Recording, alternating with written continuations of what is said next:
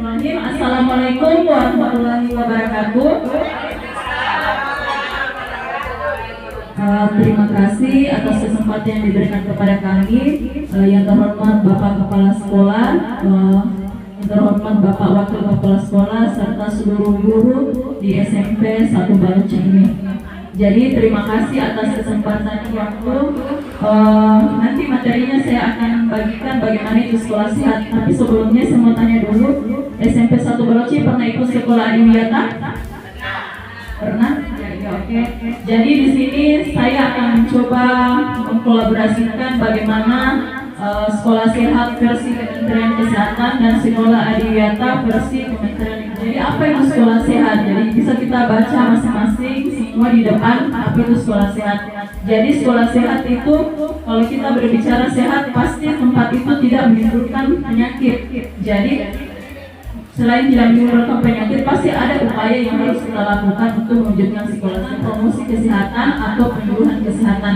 Jadi kegiatan sekolah sehat itu promosi kesehatan bukan hanya dilakukan oleh dari puskesmas, bisa juga dari bapak ibu guru. Jadi bisa mengambil tema-tema tentang kesehatan lingkungan. Itu kegiatan tahunan yang kami lakukan untuk menilai itu sekolah memenuhi syarat atau tidak memenuhi syarat.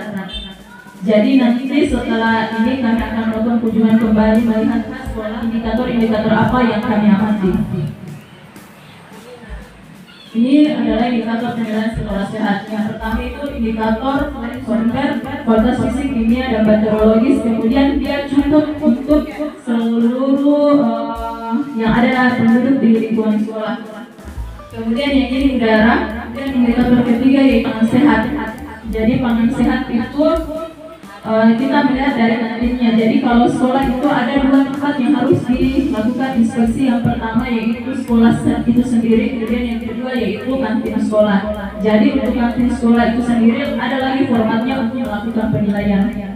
Ini sarana dan bangunan, titik kumpul dan jalur evakuasi. Kemudian ini sarana tempat cuci tangan pakai sabunnya. Untuk cuci tangan pakai sabun tersedia keran setiap kelas, kemudian tersedia sabun dan air yang mengalir. Itu inspeksi kesehatan lingkungan, yaitu kami melakukan pengamatan. Kemudian yang kedua itu PHB sekolah, mungkin lagi tentang PHB sekolah. Yang ketiga yaitu STBM dan MKM sekolah. Dan keempat yaitu sekolah Adiwiyata. Jadi yang mungkin saya jelaskan di sini adalah STBM dan MKM. Nah ini STBM dan MKM.